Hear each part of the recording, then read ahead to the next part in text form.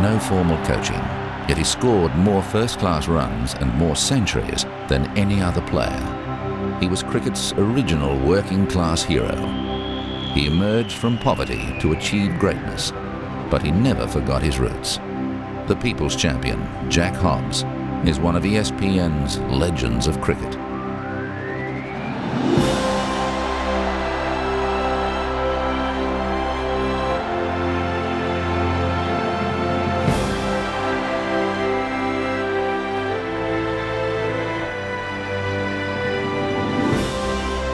The Oval, London.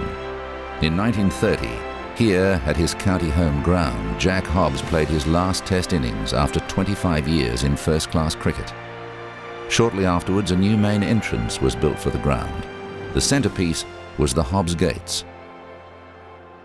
At the end of Hobbs's career, the Surrey Committee decided to make this gesture to name their new gates at the Oval after their greatest cricketer, and I think the fact that they named it after a professional cricketer, it's a real, almost in one statement, it just sums up just the influence and the status of Hobbs as a great cricketer. And I think today, for any, in this modern age of one-day cricket and colour and glitz, the fact that on one side of London you've got the Grace Gates and on the other side the Hobbs Gates, there's a real nice balance there.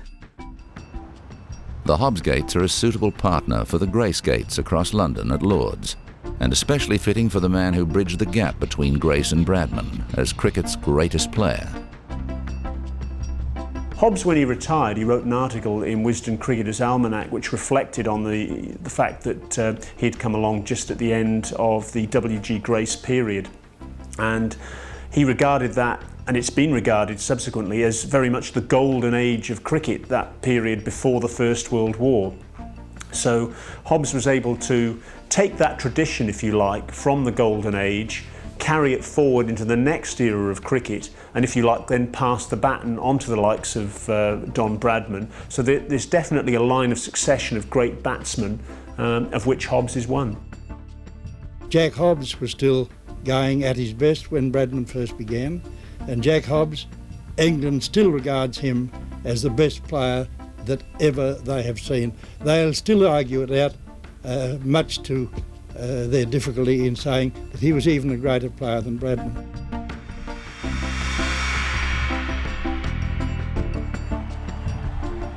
Despite his status as a hero, Hobbs wasn't a larrikin or a stylist or a murderer of the ball. His batting was sure and unhurried. He's a great technician. He's said to be, by Bradman, the first to produce a technique that could be copied by everyone else. A simple technique, playing straight all the time, keeping everything in the arc between mid-off and mid-on. Very good defence, and Australian players who played against him, but when I was coming up in Sheffield Shield cricket in Australia many years ago, Australian players who played against him said Jack Hobbs is the best English player there's ever been.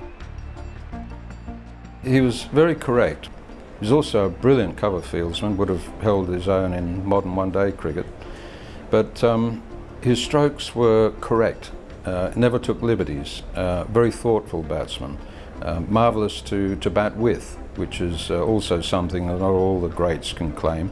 They called him the master because he was the master of technique, and he grew up on uncovered pitches, and he was brilliant against spin, and everyone loved him.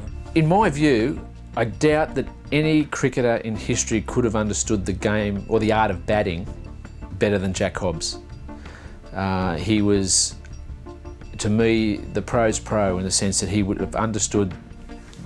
His approach to batting was, as I read it, was always to do whatever was best for each delivery. And I think that he is one of those cricketers could have sat down at the end of his career and thought, I got absolutely everything out of the game that I could have. Hobbs, who holds nearly all the major batting records, certainly in aggregate terms, is probably unique in cricket, that you never find anyone who has a bad word to say about him. Almost anything you read tells you what a great chap he was and what a nice bloke and how he was always helping people out. That's unique as far as I know, even even Bradman had his detractors, people even in the team who didn't like him. I've never seen anything rubbishing Hobbs in any way at all, so by all accounts he was a bit of a saint. Technically as good a player as there's ever been, and post-war people say that about Len Hutton. Hobbs was in that class. Everybody I've spoken to said that never at any time during his career, he was never ever fell foul of officialdom, of umpires, the opposition. You never heard a bad word. As a gentleman and a gentleman, he was number one.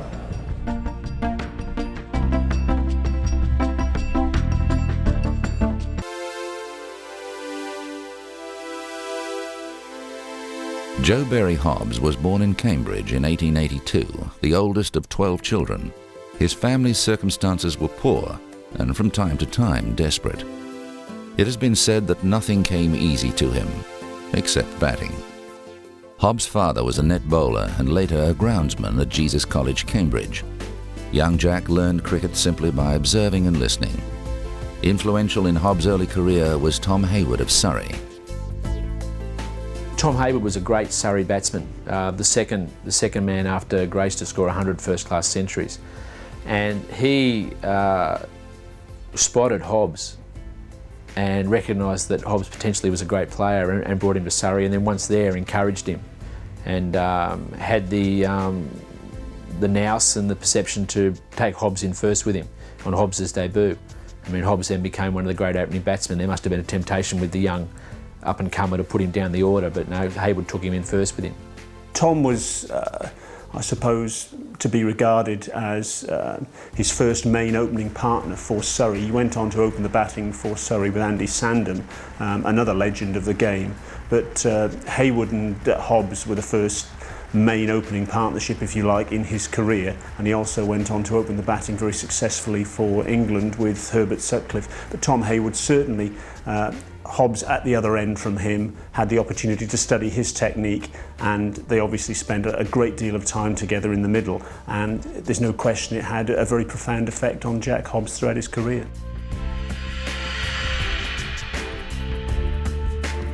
His Test debut came in Australia in early 1908, but it wasn't until South Africa in 1909 that Hobbs established himself as a Test batsman. He made 350s, then 187 in the last Test.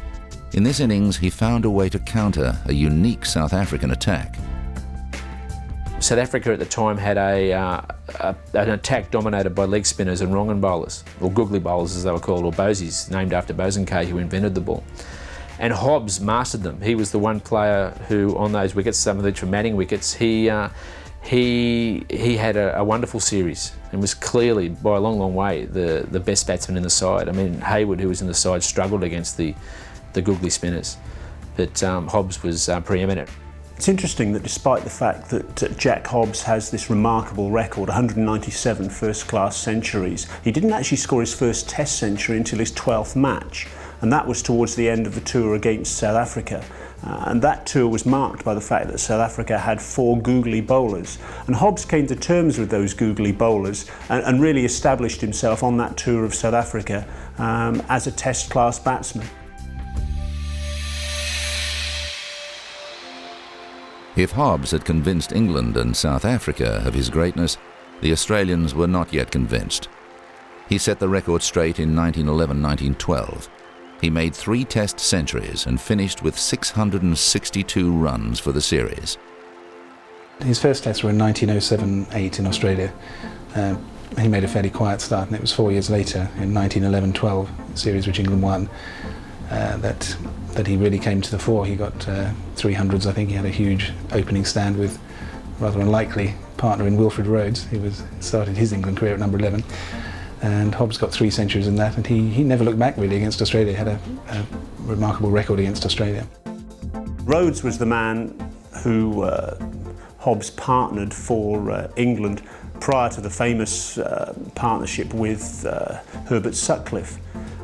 And they put on a remarkable stand in one Test match of 323, and that stand actually still is in place as the highest stand for England-Australia Test matches for the first wicket, and it came at better than a run a minute. It really was blazing batting. By 1914, Hobbs was, by consensus, the best batsman in the world, and perhaps the most professional and unassuming. Through the first decade of the 20th century, certainly Australians would have said that Trumper was the best player in the world. But even Australians, after Hobbs's performance in Australia in 1911-12, would have to have conceded that Hobbs was now the best player in the world. And his performances in the next 2 or 3 years, certainly he had a wonderful season in England in 1914. Hobbs was, when the world went to war in 1914, there is no doubt that Hobbs was the best batsman in the game. Jack Hobbs, who was to me, I guess, in reading about him, the elderly statesman of the game. He seemed, to the turn of the century, to be the first player to, I guess, be called a run machine. He was a precision player. He played with great technique and with very little risk. Obviously a great appetite, very good stamina. But like a fine red wine, he was at his very best at 40 years of age.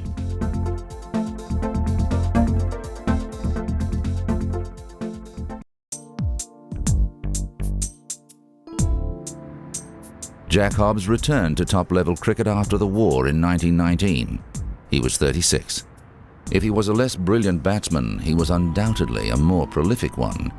He went on to score another 35,017 runs, including 131 centuries.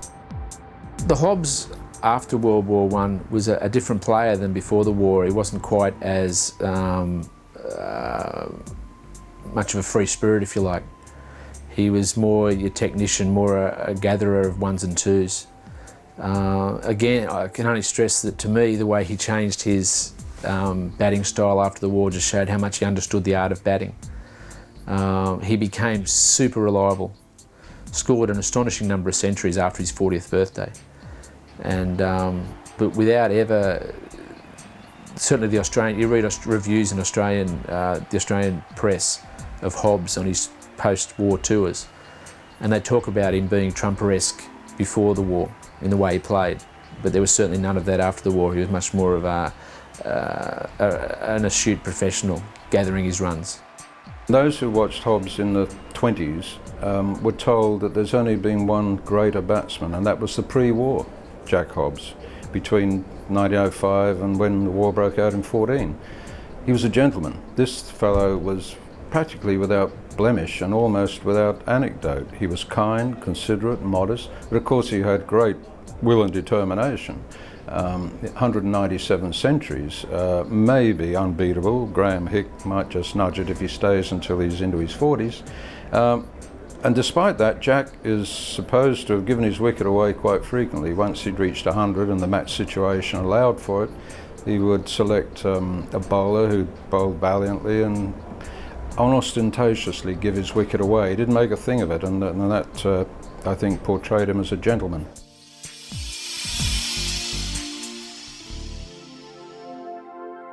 Hobbs played 2 of his most celebrated Test match innings on wickets that favoured bowlers, at the Oval in 1926 and at the MCG in 1929. On both occasions, his partner was Herbert Sutcliffe. The quintessential opening partnership for England, Jack Hobbs and Herbert Sutcliffe, the 2 professional players, and an interesting contrast really, because you had Sutcliffe, the Yorkshireman, the doughty professional, and on the other hand you had Jack Hobbs, the slightly more laid-back, laconic southerner, but they gelled so really well at the top of the order for England. Hobbs and Sutcliffe are the opening pair by which all other pairs are judged, really. Their record, especially when things were difficult and when difficult things had to be done, is as good as any opening partnership, opening pair ever. Hobbs and Sutcliffe are part of the language now, a Yorkshireman and a Surreyman who didn't need to call. They trusted each other, the ball would leave the bat and off they'd go. It was almost like a sixth sense. In the 5th Test of the 1926 series at the Oval, the fate of the Ashes depended on Hobbs and Sutcliffe. A remarkable partnership because of the pressure that the 2 players were under. Hobbs and Sutcliffe added 172 at the Oval. That's the bald facts. But behind that fact is that this was the test match which ultimately would decide the destination of the Ashes. It was 0-0. The first 4 test matches had been drawn. It was quite a wet summer, and during the course of that last test match there was rain. The pitch was rain affected. In those days the pitches weren't covered, so it required all the skill of those 2 players who were experts on bad wickets to put on 172 for that first wicket and really set the seal on the England innings, the England second innings as it was, and they were able to post a very significant total which Australia wasn't able to match. Defending the Ashes in 1928-29, England had taken a 2-0 series lead, but were trapped on a typically dangerous Melbourne wet wicket. Hobbs and Sutcliffe shared a partnership that was acclaimed as the greatest in the history of Test cricket. Hugh Trumbull, who was a great Australian bowler around the turn of the century, who was then the secretary of the Melbourne Cricket Club, he actually went into the Melbourne dressing room and said, "I'm really sorry about the wet wicket, you'll struggle to get 100. And you can imagine what Hobbs and Sutcliffe would have thought about that when they then went out, and batted for most of the day. By all accounts, it was going to be a diabolical wicket. The ball just kicking up at the head, and there are stories of both Hobbs and Sutcliffe being hit. Bert Oldfield had conceded 2 byes in the series to that point, and then while England had been scoring the other side of 1,000 runs. But in that one afternoon, he conceded 17 byes. Conditions were diabolical, but they weren't too diabolical for Hobbs and Sutcliffe.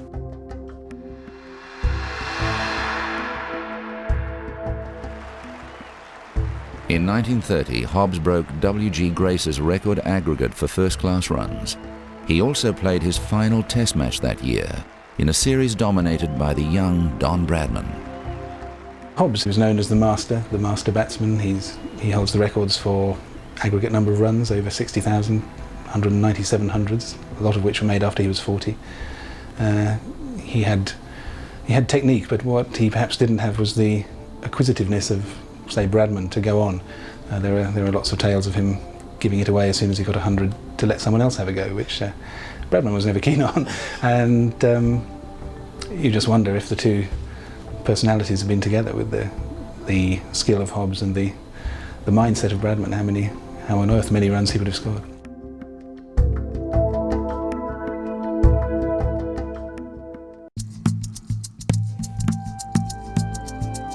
Hobbs retired from all first-class cricket in 1934. His last innings yielded 38, 13 less than his age. Well, I think they call him the master, and he was the master of technique. And he played on uncovered pitches. He was a master against spin. He loved the game, basically, and I think that helped to keep him going on into his 50s, because he has great enthusiasm for the game. In 1953, Hobbs was knighted, the first English professional sportsman to win a knighthood purely for services to his sport. Hobbs was knighted in 1953, and he was the first English cricketer to be knighted purely for his contribution to the game on the field. Bradman had been knighted 4 years earlier, and there'd been a number of English cricketers who were amateurs, officials as much as players, who had received knighthoods, but Hobbs got his knighthood because he was a great cricketer. And the significance of that shouldn't be underrated. I mean, it really shows his standing in the game. It also shows how much he was a champion of all classes of people, from his own, very much working class background, right through to the toffs in the long room at Lord's and the Oval. He was respected across the board, and his knighthood reflected that. He was one of the longest serving professional cricketers, played from just the start of the 20th century right to the early 30s. Disapproved of bodyline, thought it was immoral and unsportsmanlike, and that spoke for him. And in due course, he became the first professional to be knighted. And it was a huge honour for him, but he recognised that it was to the profession of cricket, to those who earn their living from the game, and he was a model, an absolutely model man, and it was a very fine appointment, one of the best knighthoods of them all. Sir Jack Hobbs died in 1963, remembered as the people's champion, and perhaps the finest batsman England has produced. Jack Hobbs played in 61 Test matches scoring 5,410 runs at an average of 56.95. He made 61,237 first-class runs, still a world record. He made 197 first-class centuries, still a world record. He made 98 centuries after his 40th birthday. Hobbs scored more first-class centuries than anyone else and scored more first-class runs than anyone else. And sometimes statistics can lie, but I don't think they do in this case. I think it gives a really accurate reflection of the guy. Or the batsman. He was a batsman who was just that little bit better at doing all the fundamental things right than everyone else. And he's the sort of bloke you'd expect to be at the top of those sort of lists. Hobbs will be remembered as the master batsman, possibly the first of England's greatest batsmen, possibly foremost among them. He got 5,000 runs in tests. He was the first one to do that, and an awful lot of them against Australia, 3,600 of them against Australia, more than anyone in Ashes cricket apart from Bradman. And he scored 1,200s against Australia of his 15, so he was obviously a fine player, motivated by the big occasion. And those records, his aggregate records, will just never be beaten. They don't play enough first-class cricket now. Over 60,000 runs and just short of 200 first-class centuries. That really is never going to be approached. Jack Hobbs was certainly a champion, no question about it. If you look at his figures, they bear comparison with any player past or beyond him. 197 first-class hundreds, of which he got 98 after the age of 40, a quite remarkable record. That's unlikely to be beaten, and also unlikely to be beaten is total of over 61,000 first-class runs. Absolute colossus of the game, and a really popular character too. All sport has its history, its starting point. And when I was a kid, Sir Jack Hobbs was the one name that kept on hitting me from the past. And when you look at what he did, he must have been a fine player. Of that, there's no doubt. And I would never know how good, but I don't want to know how good. To me, he was a legend then, and must have been one of the all-time great players. He was pragmatic, principled, calm and adaptable. He was a great player on good wickets and bad. Had he been playing today, he would have been a champion and a crowd favourite. For talent, for style, for modesty and for decency, Jack Hobbs has earned a place in the top 5 of ESPN's Legends of Cricket.